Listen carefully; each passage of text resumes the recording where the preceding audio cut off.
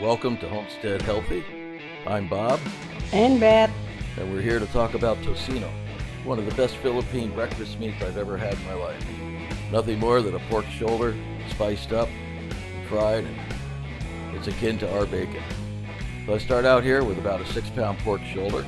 You want to get all the skin off. We're just going for meat in this recipe.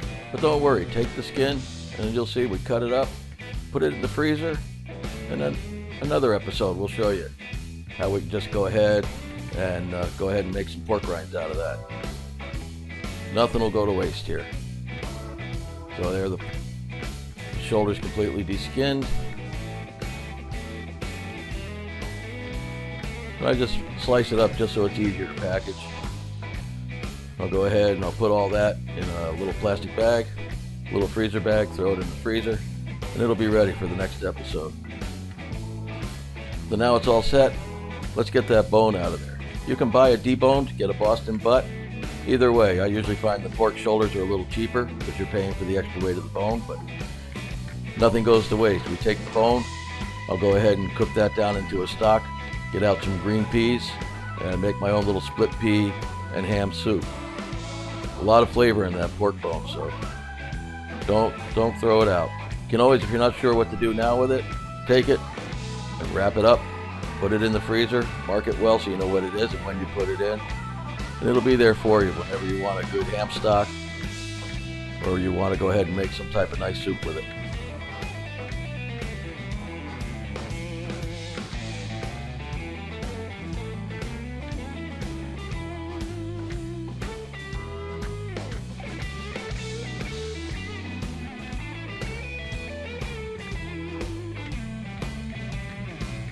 Just guide your way around the bone, and in no time you'll have it all cleaned up.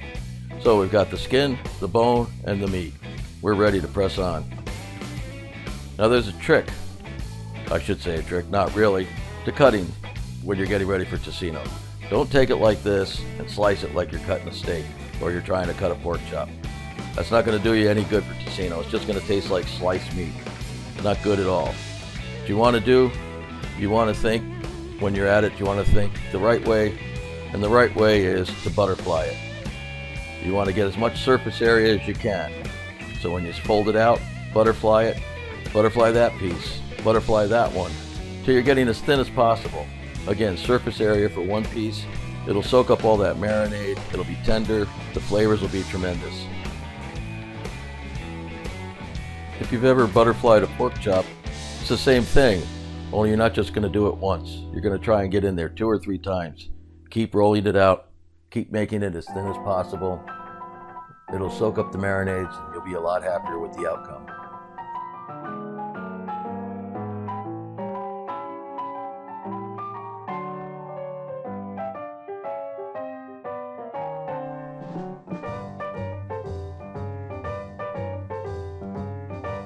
Alright, all the pork is butterflied.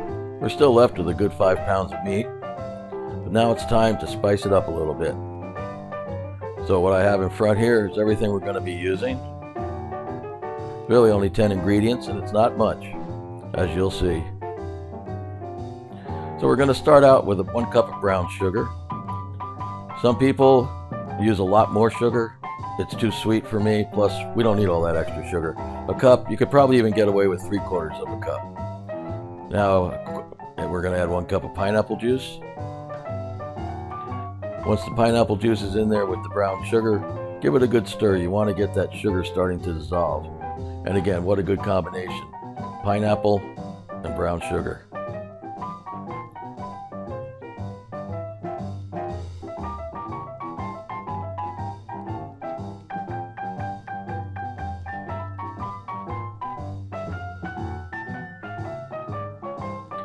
Once that's looking pretty good, we'll go on to the next step.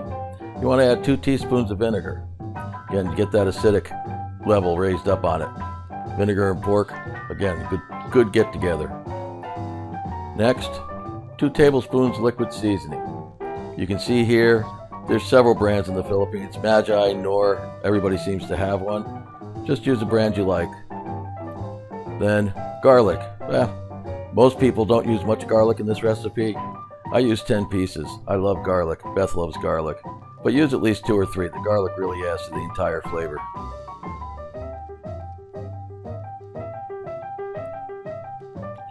Again, give it all a good stir.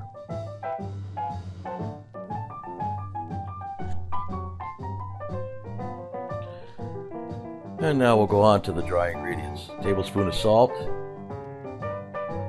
You want at least a teaspoon of black pepper. 1 teaspoon of smoked paprika. And my secret ingredient, 1 teaspoon of chipotle powder. Chipotle is nothing more than smoked jalapenos powdered. You can use as much as you want. A little bit goes a long way. You want to take it up another notch? Add more chipotle. Nice and hot. Dry ingredients are in. Let's mix it all up. Hey, what's that? That is annatto. The annatto seeds you see are good for red coloring. Tocino's known for its red color. A lot of restaurants will add food coloring. I don't believe in food coloring. It's not natural. I'll take 2 tablespoons of oil, 2 tablespoons of annatto, put them in the microwave for 30 to 40 seconds, let them heat up, and then just sit there, let them soak and bleach, and the red color will come right out. The longer you let them sit, the deeper the red color. I won't add the annatto until the very end, giving it as much time to bleed out as possible. Now that everything else is mixed, go ahead and add the pork back into your pan.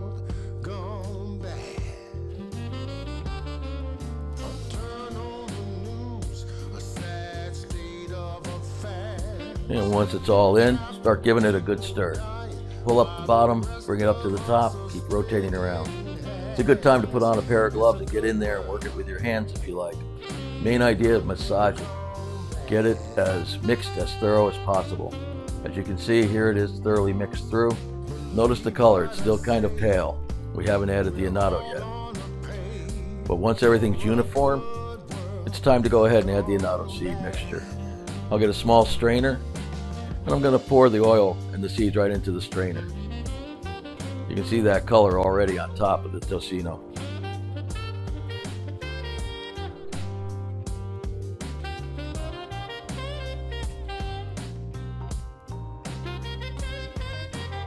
I want to make sure I try and get everything out of that cup. So I'll take the rest of the seeds and oil, put it into the strainer. Then I'll take the strainer and just dip the bottom half of it into the marinade and let that marinade just bleach out more of that color. Now do beware, don't set it down on the counter. It will stain the counter and you'll be getting out the Comet or the Ajax to clean it all up. I know from experience. So go ahead and mix it up and you can see already just a richer, deeper, darker red color. And the more it soaks in the marinade, the longer it takes in the refrigerator, the more it will take on that red color.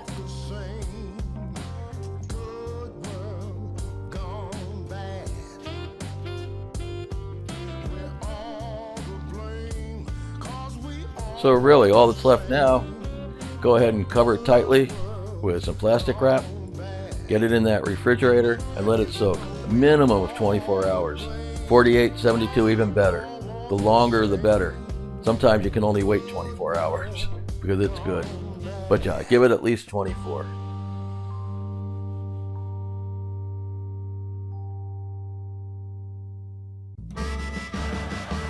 Well, good morning. We were going to wait 2 days, but I couldn't. I had to try some today. So here we are. We're going to take just a couple pieces just to see how the spice and the mixture is. We set it up in the frying pan.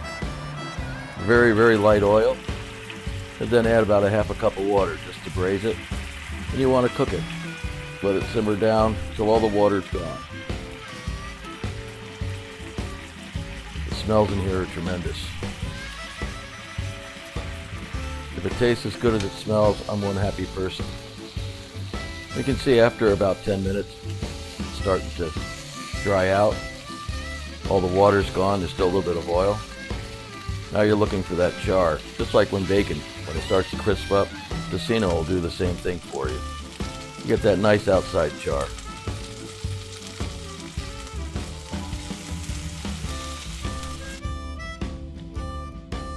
Well, all that's left now is to plate it up. We're going to add a little rice to it.